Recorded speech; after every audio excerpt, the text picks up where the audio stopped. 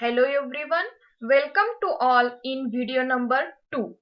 Today we are going to discuss short story Karma, which is written by well-known Indian English writer Khushwant Singh. Short story Karma opens at the railway station where Sir Mohan Lal looked at himself in mirror. The mirror was obviously made in India. The red oxide at its back had come off at several places and long lines of translucent glass cut across its surface. Sir Mohan Lal smiled at the mirror with an air of pity and patronage. You are so very much like anything else in this country. Inefficient, dirty, indifferent, he murmured. The mirror smiled back at Sir Mohan Lal. You are a bit of all right, old chap, it said. Distinguished, efficient, even handsome. That neatly trimmed moustache, the suit from Sylvia Rowe with the carnation in the buttonhole, the aroma of eau de cologne, talcum powder, and scented soap all about you. Yes, old fellow, you are a bit of all right. Sir Mohanlal threw out his chest, smoothed his balliol tie from the upteeth time, and waved a goodbye to the mirror. Sir Mohanlal watched his watch. There was still time for a quick one. Koi hai? A bearer in white livery appeared through a wire-gauge door. Ek chota, ordered Sir Mohan, and snapped into a large cane chair to drink and ruminate. Outside the waiting room, Sir Mohan Lal's luggage lay piled along the wall. On a small grey steel trunk, Lachmi, Lady Mohanlal. She sat chewing a betel leaf, fanning herself with a newspaper. She was short and fat and in her middle 40s. She wore a dirty white sari with a red border. On one side of her nose glistening a diamond nose ring, and she had several gold bangles on her arms. She had been talking to the bearer until Sir Mohan Lal had summoned him inside. As soon as he had gone, she hailed a passing railway coolie. Where does the Jhanana stop? Right at the end of the platform. The coolie flattened his turban to make a cushion and hoisted the steel trunk on his head and moved down the platform.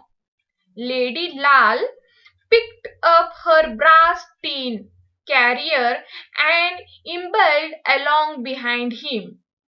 On the way, she stopped by the hawker's stall to replenish her silver betel leaf cache, and then joined the coolie. She sat down on her steel trunk, which the coolie had put down, and started talking to him. Are the trains very crowded on these lines? These days, all trains are crowded, but you shall find room in the Jenana. Then I might as well get over. The Lady Lal opened the brass carrier and took out a bundle of cramped, cramped chapatis and some mango pickle. While she ate, the coolie sat opposite to her on his haunches, drawing lines in the gravel with his finger. Are you traveling alone, sister? No, I am with my master brother. He is in the waiting room. He travels first class. He is vizier and a barrister and meets so many officers and Englishmen in the trains. And I am only a native woman. I cannot understand English and don't know their ways, so I keep to my Janana interclass.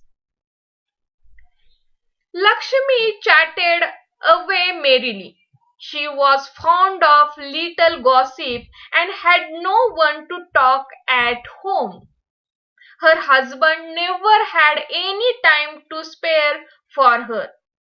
She lived in the upper story of the house and he on the ground floor. He did not like her poor illiterate relatives hanging about his bungalows. So they never came. He came up to her once in a while in night and stayed for a few minutes.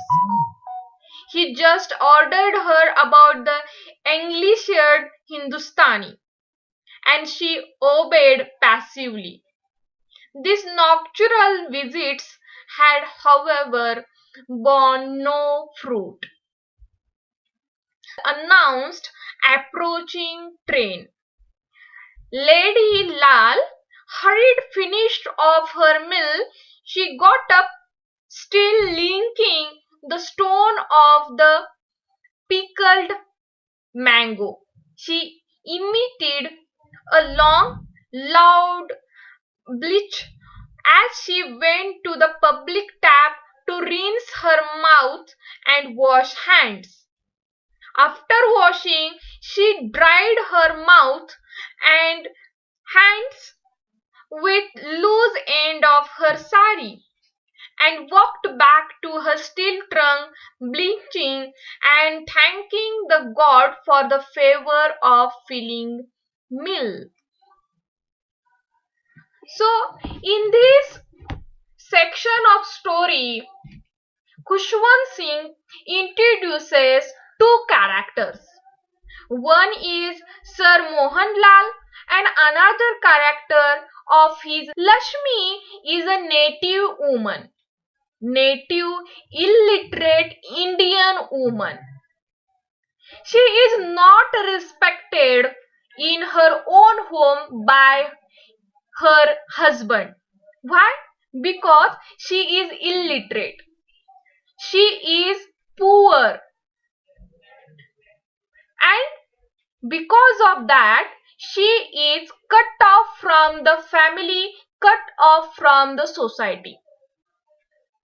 On the other hand, there is another character, Sir Mohan Lal. He is barrister. He is well educated. He is looks like try to looks like an Englishman.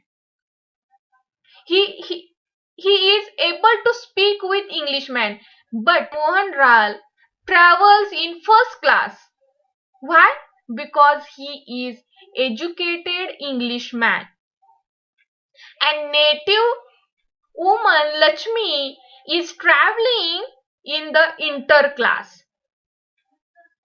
So these two different characters introduced by the Khushwant Singh to give the introduction of how the well-educated Englishman, like Indian people, are cut themselves from the native Indian people.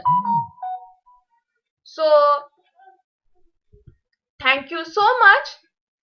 In our next video, we will move ahead in this story.